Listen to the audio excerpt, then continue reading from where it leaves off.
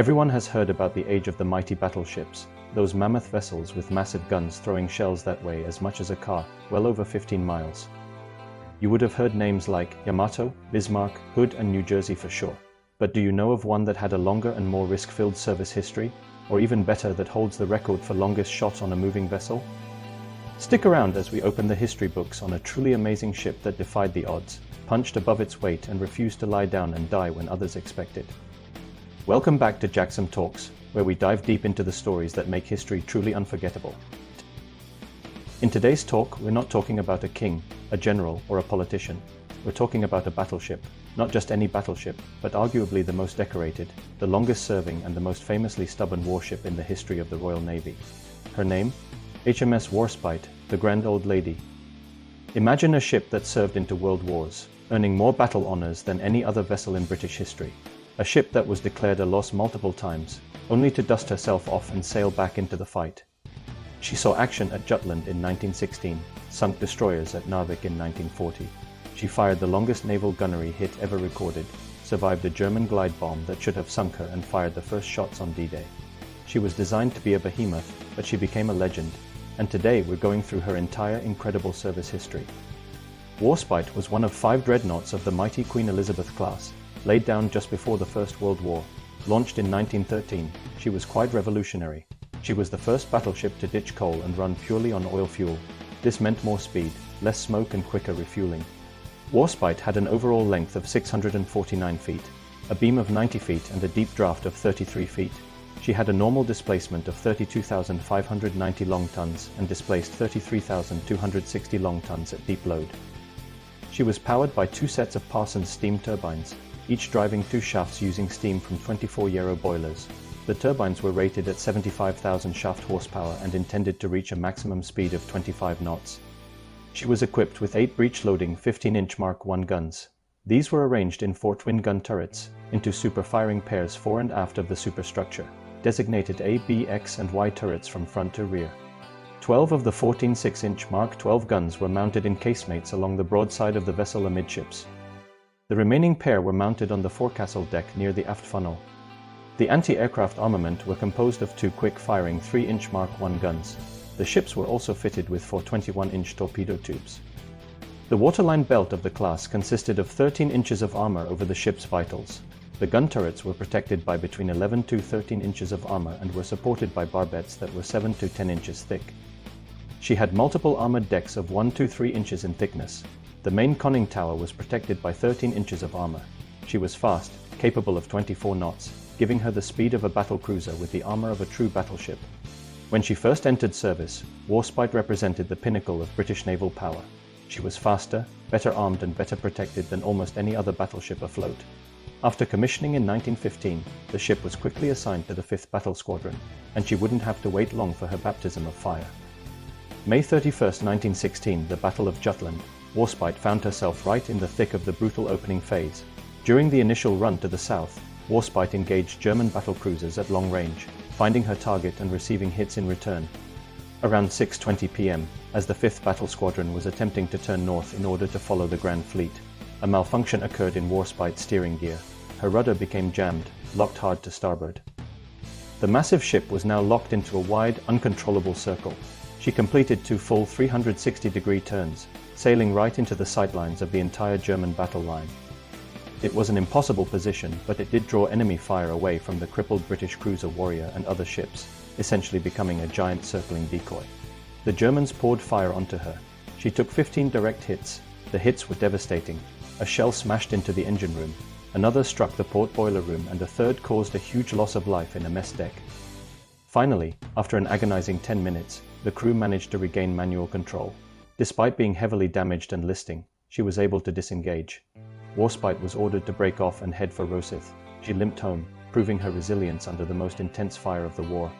After the Battle of Jutland, 1 inch of high-tensile steel and additional anti-flash equipment was added in the magazines. Warspite was repaired and finished out the First World War with no further major action, but the experience of Jutland cemented her reputation as a survivor. Following the war, the interwar years were quiet, defined mainly by the biggest chapter of her life, a complete, expensive, and radical transformation. By the early 1930s, the Queen Elizabeth class was looking dated.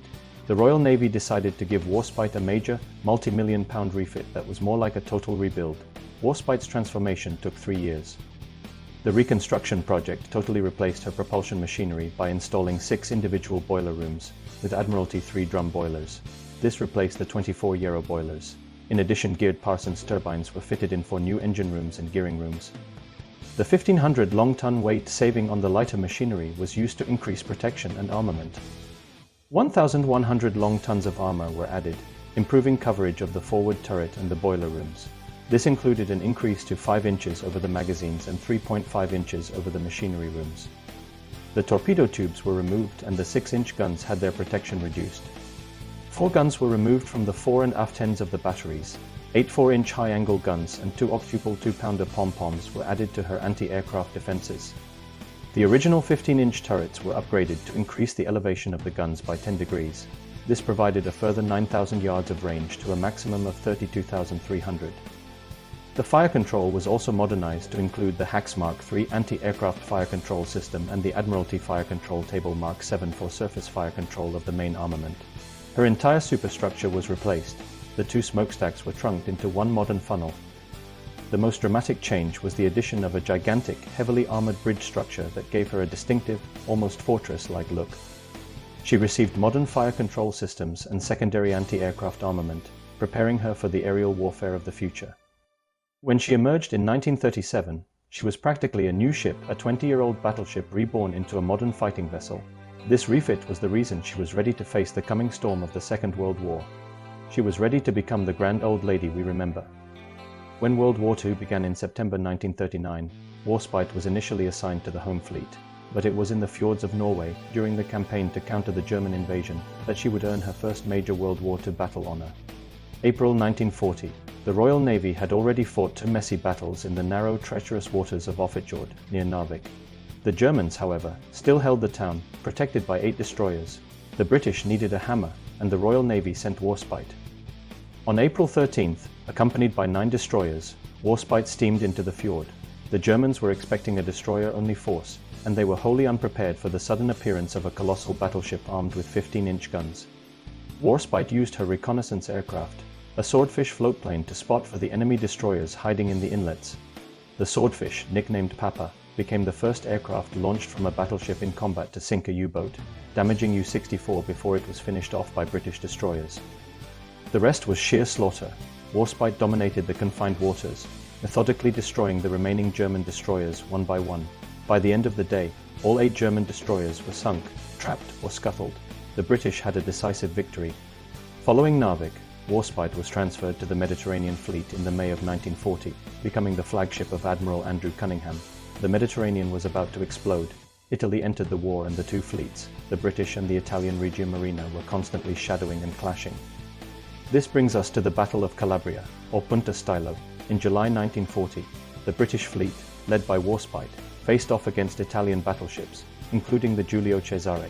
The range was immense, over 26,000 yards. That's nearly 15 miles.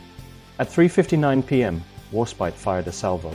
One of her massive 15-inch shells struck the Italian flagship Giulio Cesare squarely on her aft deck.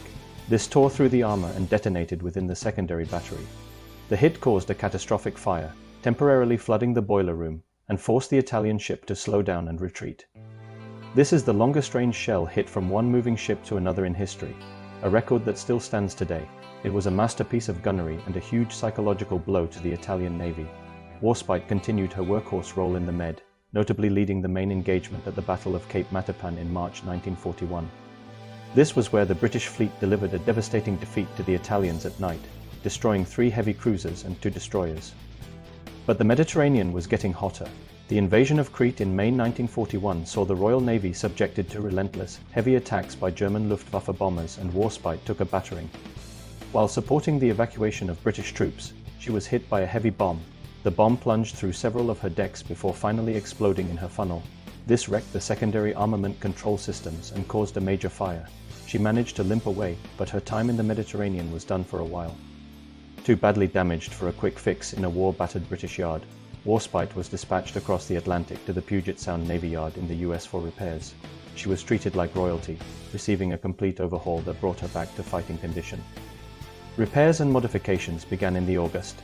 This included the replacement of her deteriorated 15-inch guns, the addition of more anti-aircraft weapons, improvements to the bridge, and new surface and anti-aircraft radar. Warspite was still at the shipyard when the Japanese Navy attacked Pearl Harbor and went on alert, as she would have been one of the few ships in the harbor which could have provided anti-aircraft defense should the Japanese have struck the west coast. She returned to the fleet in 1943, and after a brief spell in the Far East, she was back in the Mediterranean, supporting the Allied invasion of Italy. This brings us to the moment that nearly killed the Grand Old Lady for good, the Salerno landings, September 1943. While bombarding German positions near the beachhead, Warspite and her sister ship, Valiant, were targeted by revolutionary new German technology, the Fritz X radio-controlled glide bomb. Early in the afternoon, she was attacked by a Luftwaffe squadron of Focke-Wulf FW-190 fighter bombers, and then, from high altitude by three-door near DO-217 bombers. They were armed with an early guided bomb called the Fritz X. She sustained a direct hit and a second near miss that ripped open the torpedo bulges. The bomb that did hit her struck near the funnel, cutting through her decks and making a 20-foot hole in the bottom of her hull, crippling her. Although the damage had been considerable, Warspite's casualties amounted to only 9 killed and 14 wounded.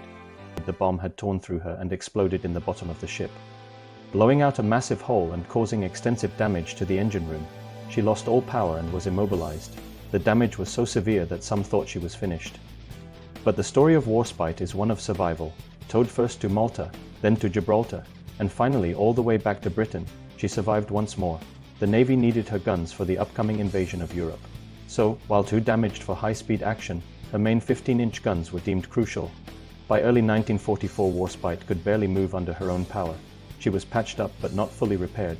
Only 6 of her 8 15-inch guns were ready, so she was converted into a floating heavy artillery platform. On June 6, 1944, on the D-Day invasion, Warspite was there. Anchored off Gold Beach, she fired the first rounds of the entire naval bombardment on D-Day, unleashing her thunder on German batteries miles inland. For 3 months, she served almost continuously in support of the invasion, her massive shells softening German defenses and paving the way for the Allied advance. It was in no way glamorous duty, but it was vital. She was an absolute terror to the German defenders, who knew that when the shells started falling, it was the Grand Old Lady sending her regards. By the 12th of June, she returned to Portsmouth to rearm, but her guns were worn out, so she was ordered to sail to Rosyth via the Straits of Dover, the first British battleship to have done so since the war began. She evaded German coastal batteries, partly due to effective radar jamming, but hit a mine 28 miles off Harwich. Repairs to her propeller shafts and the replacement of the guns took until early August. She sailed to Scapa Flow to calibrate the new barrels with only 3 functional shafts. This limited her top speed to 15 knots, although by now the Admiralty considered her main role was that of a bombardment vessel.